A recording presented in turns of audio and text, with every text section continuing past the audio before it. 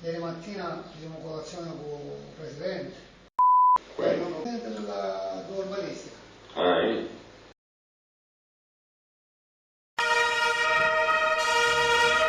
Questa settimana. Non viene appartamento questo mare, per non viene. Lorenzo.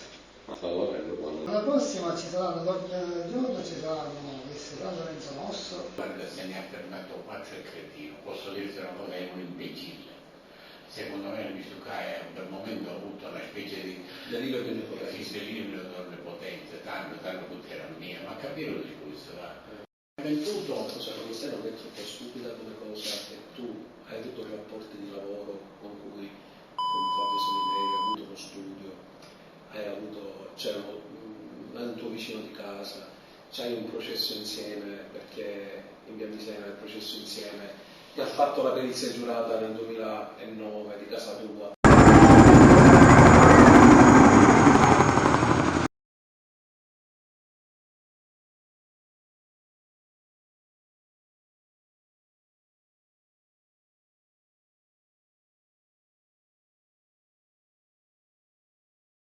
Idee non ne avute?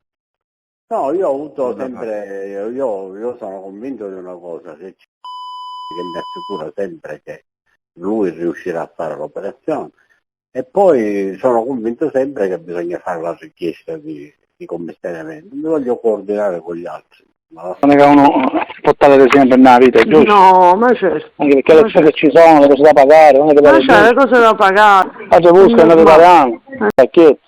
Il mio guadagno, cioè la fine del mio guadagno, altri 100-150 mila euro, mancano, più 15.000 euro di quel bastardo che appena lo vedo gli do un calcio nelle palle, alla fine non è che gli ho fatto il favore io, cioè gli ho portato l'affare, San Lorenzo, di che è tutto fermo, ma se va in porto sempre io gli ho portato l'affare, non mi può trattare progetto, progettino, direzione del lavoro, e non solo, la cosa mi varrebbe che c'era il porco di Guarda, io quello che abuso d'ufficio. Io ti posso dire una cosa, posso dire una cosa. Io mai fatto, Ma troppe cose si fanno, poi niente. La verità è che siamo riusciti a scippare questa operazione, io l'altro giorno pensavo agli indirizzi che c'è, a quello che ruota attorno a questa cosa nostra, no? Attorno a questa cosa nostra ruotano da 1000 al 2000 volte, solo nella nostra cosa.